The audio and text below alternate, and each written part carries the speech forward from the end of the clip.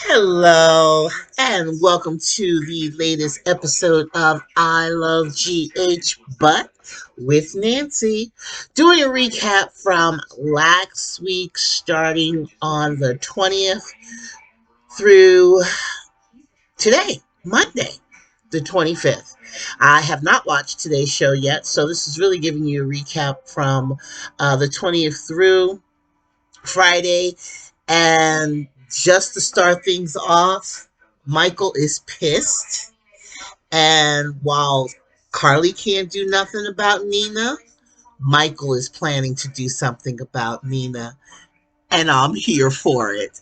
I am 100% here for it, okay? Because Michael's like, you stole 9 months of my father's life, and that's all he can see. And I can't blame him for having an attitude about it, okay? I can't blame him not one single time because you showed up back here in Port Charles twice, knowing that my father was alive, and the way you behaved at his funeral. So, what's up with that? And regardless of what you say, you was getting back on my mother or you didn't mean to do anything in malice, you did. And the way that it affected my family as a whole is going to be something that we are going to have a long time to work through. So Michael is pissed, and Michael is about to show that he is Carly's son. And like Carly is going to tell Willow, you are around proactive people, okay? We don't just sit around and let somebody take advantage of us and say, oh, let's keep it moving. Okay, while folks would like us to do so, that is not going to be the case. And again, as she tells Willow, who is trying to not make excuses for, but say, let's step back a minute. Let's push the pause button. Because if we do anything right away, then Nina's going to try to do something to one up. Well, Nina already has the one up. Okay, the simple fact that Carly's hands are tied right now by the one person that her hands should not be tied by, and that's her husband. Okay, Sonny literally has Carly's hands tied behind her back. One, because she doesn't have the whole truth from him, and two, because he's asking her not to do anything to Nina. Did I do something wrong here? Is it my fault that you lost 9 months of your life? Is it my fault? The things that I had to do to preserve this family and your business, is that my fault, Sonny? I would think not. That's Nina's fault. So Nina is supposed to just get away with it. We're not going to do anything. She's a sad woman, as she keeps saying. But you keep running into this sad woman and you keep having these intimate conversations with her. And she now knows that you didn't tell Carly about your relationship with her and that you have no intentions of Carly finding out if you can help it. But see, the thing that you're forgetting about is that other people know, okay? Specifically, Ava.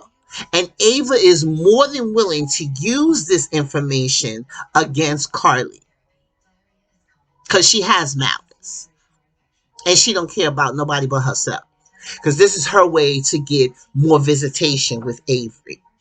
So we noticed that the end of last week that Sonny's going to feel a little generous towards her and offer her more time with Avery, but he also wants to buy Charlie's pub for Phyllis, so Phyllis can stay in Port Charles and rebuild her life with Charlie's pub, since she says that she can't go back and reopen the channel because she would not feel comfortable rebuilding it and Lenny is not there, which we can understand because she loved her husband. They worked together for a very, very long time, and it's something that they built together from scratch. So we don't begrudge her that feeling.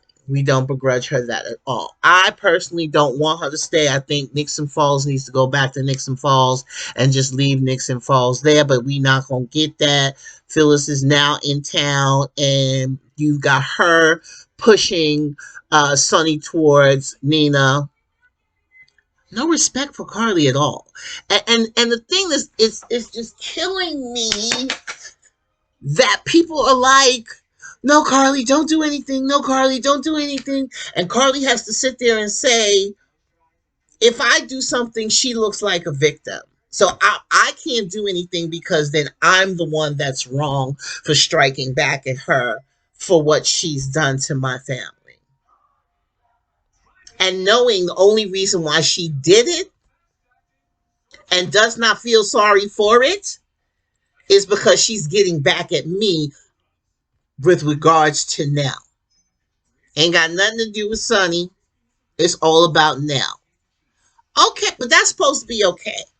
That's supposed to be okay.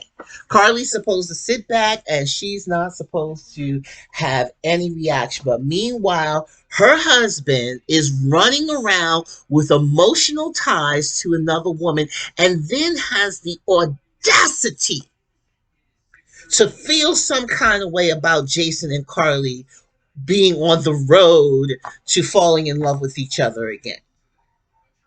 That's a problem for him. And you know why that's a problem for him, right? Everybody does know that that is psychology 101 deflection. Because what did he do but have a flashback of his going ons with Nina and expressing his love for Nina? And he asked them, so you can just shut that off? Why are you asking me that? Would have been my next question. Why? Are there feelings that you can't leave behind? Is there something else I should know, Sonny? As your wife? Is there something else you need to tell me, honey? But meanwhile, we still have Nina running around town with the boohoo train going on. She goes to see Curtis. I need a friendly face. I am so sick of this woman. And that's why it is going to be, because I saw a clip for today when Michael does what he does. And I'm sorry. Mike is like, that bitch is not getting away but so much. Okay? So him and Willow have their first fight. Okay, because Michael's not going to budge. And she goes to see Carly thinking that Carly can pull him back. But Carly looks at her in the most firm and gentlest of ways and says, this is your family now. All right? And you have aligned yourself with some proactive people. And my son is a grown man and the choices he makes are his own. Okay? He's not happy. And when he's pushed, the simple fact that she lied to him so many times, and he says it, I gave her so many chances. She is disruptive to my son's well-being. But because of you, I gave her another chance. I pulled back on my instincts about this woman. My mother wasn't wrong about her. Nothing my mother said about her or her reactions was wrong. But now you want to tell me to pause. Okay? That's a problem for me. Because she needs to pay. So, supports the guy who wants to run for attorney general in Pennsylvania. Because she did commit fraud. She did keep this man knowingly away from his family when they searched for him. And the whole time, she knew and was going back and forth. And it was information, you're withholding information that affected personal lives. But he wants to walk around and say, we don't need to talk about it. It should be left alone. But now he wants to feel shady around Carly and Jason being in the same room together. You know, the way they usually communicate, they have to stifle. Carly feels afraid to embrace her friend because Sonny's going to feel some kind of way about it. Why are they being made to feel like they're the bad guys, like they did something wrong? When actually nobody did anything wrong, but you were doing what you did based on the lies and the omissions of Nina Reeves. It all boils back to Nina Reeves. Tano is burnt down. Why? Because of Nina Reeves. Because the moment Peter walked into that bar and identified him, she was supposed to tell. That was another opportunity for you to tell the truth and stop the bullshit. They could have got back there and took care of Peter properly, but you didn't want that to happen because then Sonny would have been found, and that means taking Mike away from you. So again, are you kidding me? Is she not supposed to pay in some way, shape, or form? Is she supposed to be able to just walk around town and play the woe is me storyline? Is Ava supposed to have this opportunity to shiv Carly? Basically, that's what it is. She carved herself a knife with the information that Sonny was in love with Nina and that they were having a relationship. That's a shiv to sticking to the side of Carly's ribs. That's what she wants to do. Why? Because this is your opportunity. And you think because you and Nicholas are together now that you're untouchable. No, sweetheart. Just like what her, Ava, and Nicholas are doing to Spencer. I mean, come on. Tough love is one thing, but taking away all of his money is not cool. Okay, I can appreciate that you want to teach him a lesson and restrict his access to his money, but to leave him with no means of support for himself, because you could have just pulled back and said he can only have so and so a month. But no, you had to involve Ava. So you want to force him to respect someone he does not respect. He don't respect you, first of all, Nicholas. And why would he? Because you ain't no real kind of father.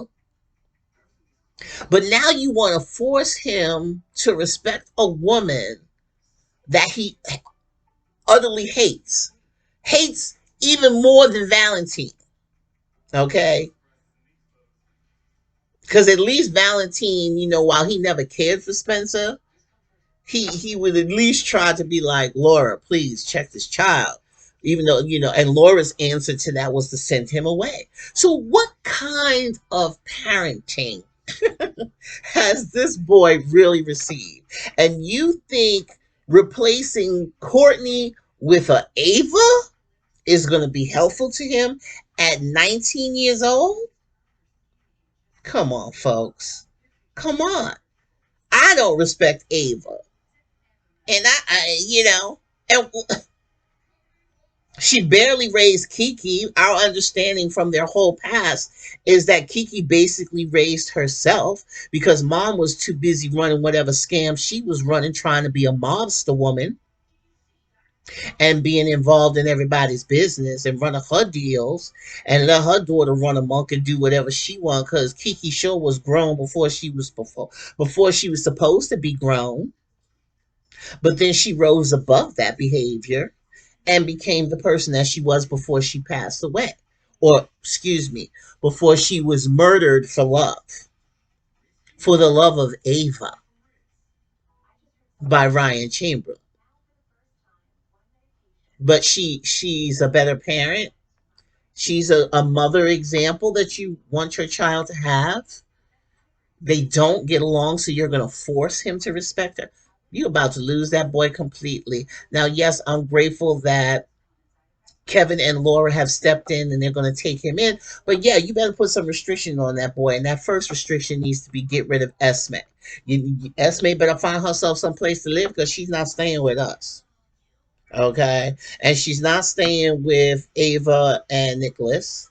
And excuse me, unless she's got her own money, she's not staying at the Metro Court for free. That ain't gonna happen. Okay.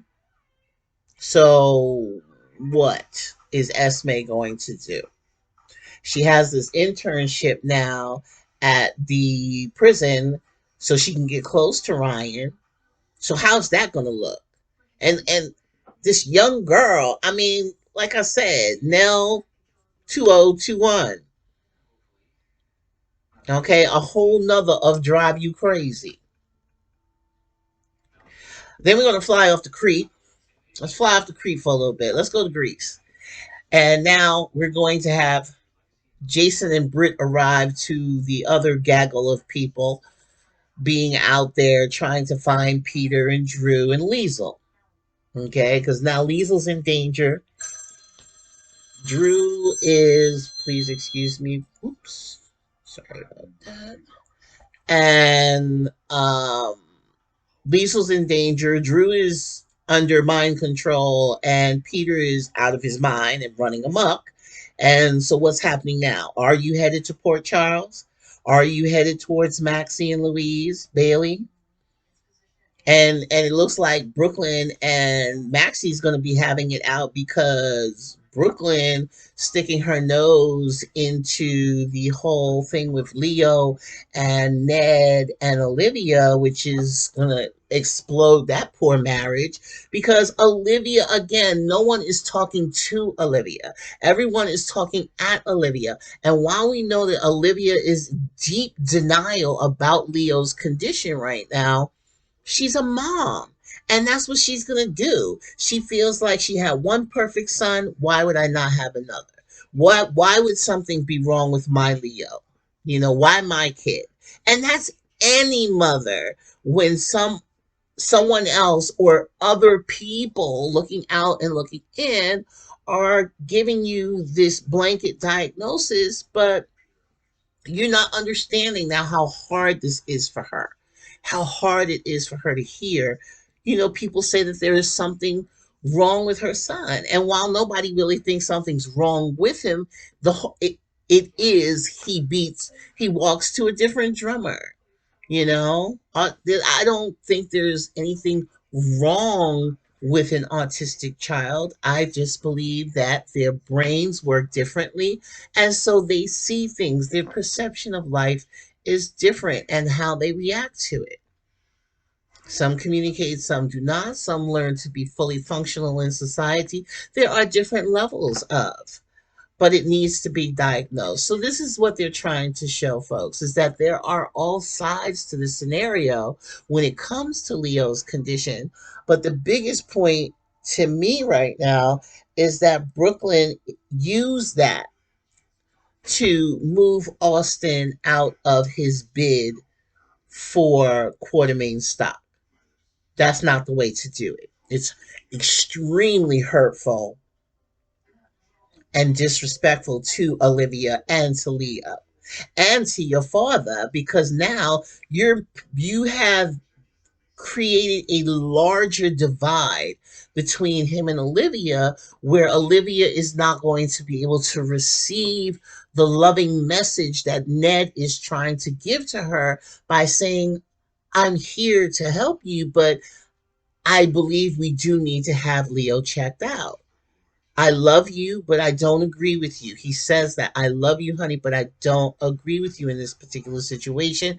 And if now the pediatrician is saying to you that the baby needs to see a neurologist, then let's go see the neurologist so that it can be determined one way or the other, and he can get the education that he needs. He can get the assistance and grow in a proper way and not feel isolated. You know what I mean? He feels isolated as it is because he doesn't communicate. He's not able to communicate his feelings in the way that he's feeling them. But it would be worse off if they just keep this divide between them. And I think what they need to do is let Olivia see what it is that Ned is trying to give her and be with her, and their marriage grow from it, because she's the best thing that ever happened to him and vice versa. And it would be nice to see a couple working through things as opposed to being on opposite sides of the fence. Okay, which is where, Willow and Michael are heading, because again, Michael don't take no mess. Everybody thinks but Michael is so generous and so kind and loving and level-headed. Yes, he's all those things, dear Carly says, but Michael also, when pushed, can be a very serious and calculating person, and he will do whatever he needs to do to protect his family, especially if he feels we've been wronged in some way. And Carly didn't even know. She don't even know what Michael's up to. So I'm hoping she finds out what her son is actually up to today and is like, that's my boy. That's my boy. I birthed that. I gave him to the world. Because just like Jocelyn, okay, Mike is a quartermain Corinthos, which means he's got the cunning and he's got the gangster. And he comes by it honestly from both sides of the family. Not that AJ was any influence. AJ's influence was always what not to do. Let me say that again. AJ's influence was always what not to do. Because AJ was nothing but a class A fuck up. He was just no brains. Every actor who played him, no brains. He just no. He was just AJ. That's it. And that's why I'd be like, I don't know why people give Jason such a hard time, because he is the smartest person in the room. He's usually the smartest person in the room. Okay? Okay. So, and speaking of Jason, again, we're back in Greece, and he's going to help Britt find her mother. They've made it to Greece, and they've spoken to her in the process of communicating with Dante and Sam and Anna and Valentine, because we know Valentine got all shot up, so he's in the hospital. Hopefully he's going to get back to Port Charles to get the real, medical attention he needs, because obviously in Greece they don't have the medical facilities to remove fragments from a bullet in his gut or wherever it is.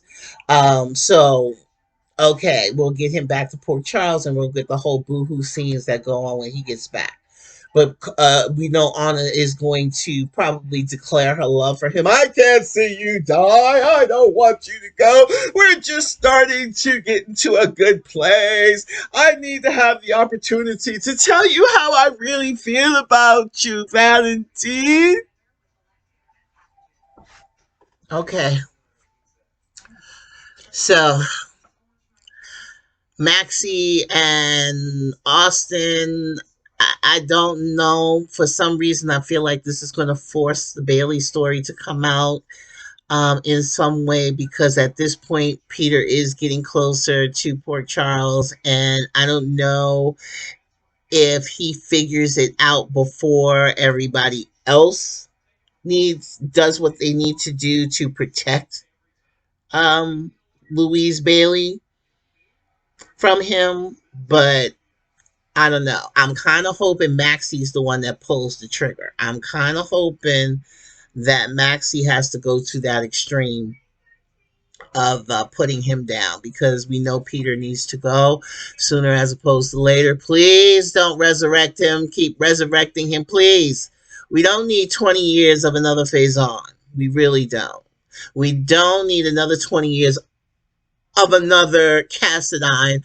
Victor has the audacity to be putting all the blame on Peter, like he ain't did nothing for the last 5, 6, 7 years.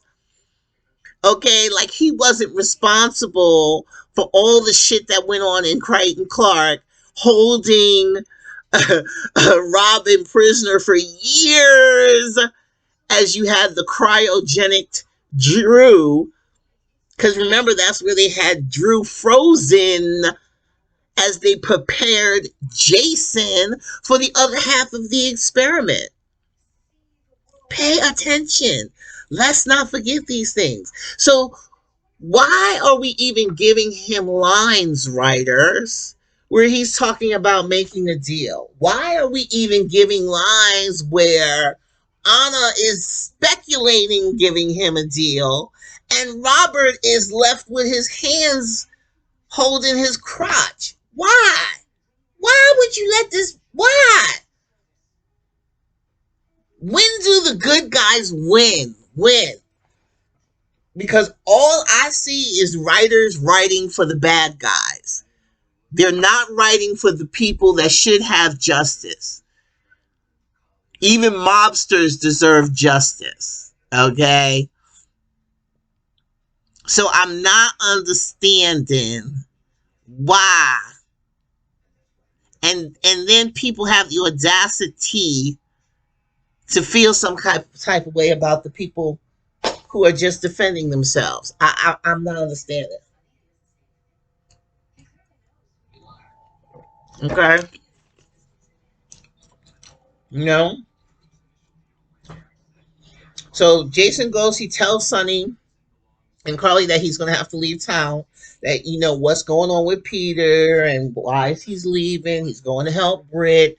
All of that before he left the city. And again, like I said, Sonny has some feelings some way about it, but you know, I'll let my brother go. And then after he leaves, you leave your household to go talk to Ava, and you when you first go into the restaurant, whatever restaurant it is, it's a new restaurant. You see her sitting there with Phyllis and Nina. You ignore Nina's presence. Okay, we gave you 5 points for that. You go, you talk to Ava, you try to make nice with Ava, but then Ava starts to play her game of the bidding war for the pub because, of course, Nina wants to buy the pub for Phyllis as well. You were supposed to continue to ignore her presence and say, you know what, Ava, I'll talk to you later, and leave the restaurant. Okay? Not let Ava do her little shady Miss Grady. Oh, you two need to talk about it. Whoever, you know, comes to the highest bid, that's the person I'm going to sell it to. But maybe you two can have a moment alone. Really, bitch? Is that what we doing? And you mean to tell me, Sonny, you don't see through that and be like, yeah, all right, whatever. I have to go home to my wife and leave the restaurant. Not sit down with her and discuss why you don't want her money or her involvement with buying Phyllis the restaurant and her cooing at you how great minds think alike, and then having the opportunity to find out that you have not told your wife about your relationship with her in Nixon Falls. You gave her ammo against your wife. But she's not supposed to do anything. Carly's not supposed to do anything. Carly is not supposed to do anything. These people are now gloating in her face. Okay, gloating in her face. And you're letting them do that to her, Sonny. So if she don't pop somebody, I would be. And the first person I'll be popping as I pack his shit. No, let me take that back.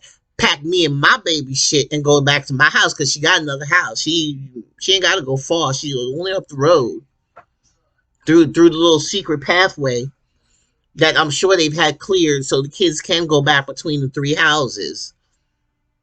And when I say 3 houses, I mean Jack's, Carly's, and Sonny's are all in the same area, connected whatever way they are. Okay, Because we know Jax bought Connie's house, and Connie's house is next door to Sonny's. And then Carly's house is up the block, up the hill, because there was a pathway that the kids used to use to go between Carly's house and Sonny's house. So she ain't got to stay there. She can leave, or he can leave. But it's his house more than so she can leave. She don't need to stay there. Because right now he's not deserving of all the forgiveness and the forgetfulness that you ask him for, Sonny. You not know. Okay, because she don't have all the information she needs. And I know I done went back to them, but you know that's what the boil down is. The other two people we got to worry about is Elizabeth and Finn. Not much to say about them right now. They all looking at each other all googly-eyed, but the bottom's about to fall out on that because, again, Peter's on his way back to Port Charles. The fact that he's still alive, knows what they did to him. He's going to be out for revenge against Elizabeth and Finn. So that's two other people that have to watch their backs constantly. It's just a big mess. And then we still haven't finished what's going on with Sean and Alexis and Nicholas. That's about to get real stinky because while Nicholas is trying to play the good father by being hard on his son, he's a slimy mofo his dang self for the things that he's done to Hayden and Sean. Okay? So what? How you gonna be holy and thou against your son when you should be in jail? Espionage, theft, fraud, faking your death. I mean, there's a lot. Putting a hit out on somebody, Hayden, scaring her out of town away from her child.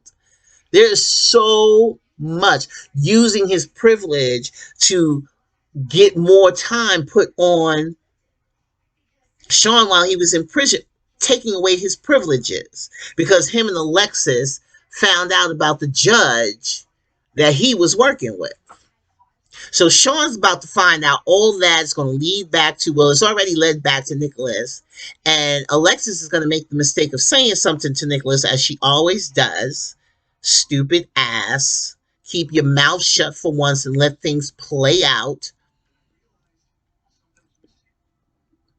Because some way they're going to find a way to cover up whatever and get Nicholas out of going to, because Nicholas should be in prison. He should not be casually walking around. No, he really shouldn't. Okay? Your son is the way he is because of you.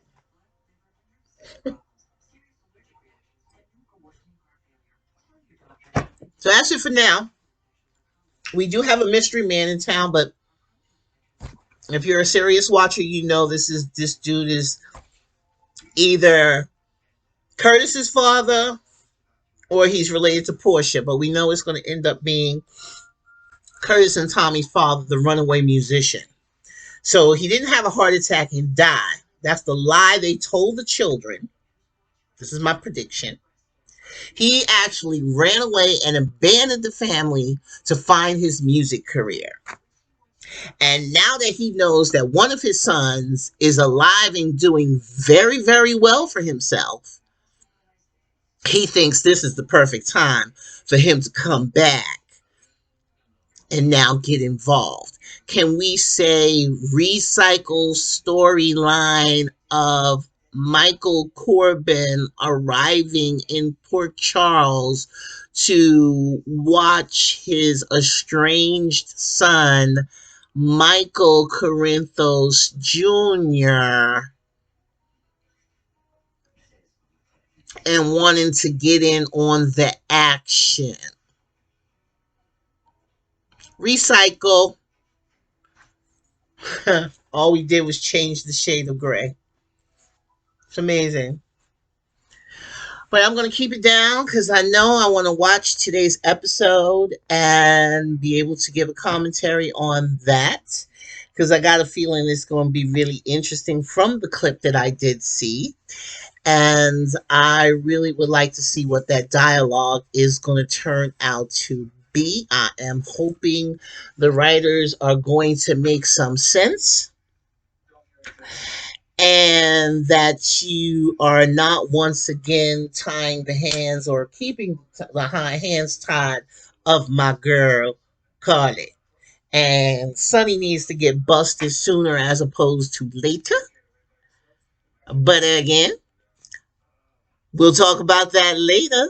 Thank you for watching.